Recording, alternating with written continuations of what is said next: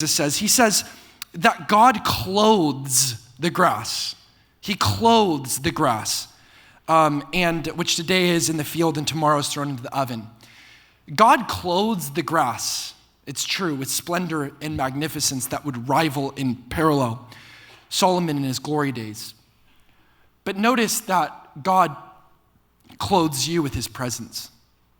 Scholars believe that in Eden, some scholars believe that in Eden they were naked because the kavod, the glory of God, was so palpable, so fierce, so palatable that it actually surrounded them like clothes. And they were like wearing the glory of God. They were clothed in his presence.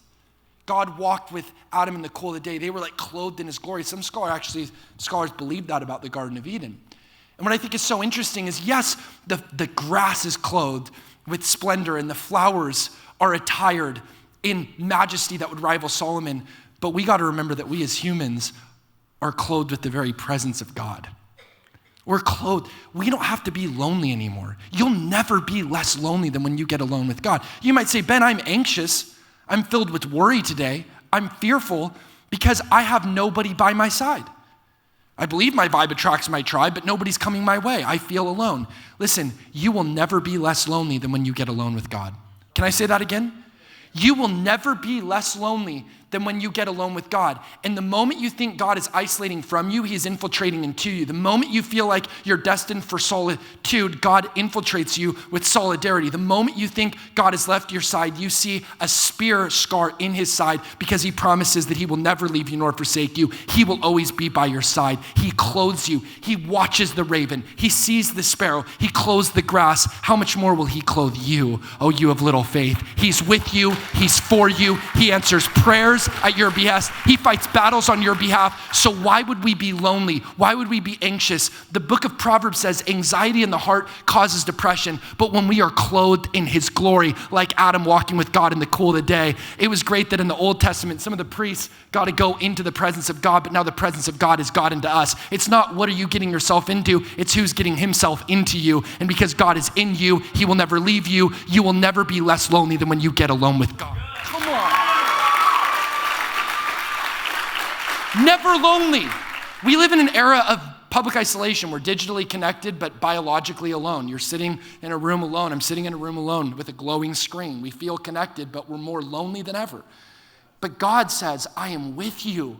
I clothe you. I'm with the sparrow. I'm with the raven. I'm with the grass. I clothe them. I'm also going to clothe you. Not just physically, Jesus is talking about that with material clothes, but even greater spiritually, his presence is always with you.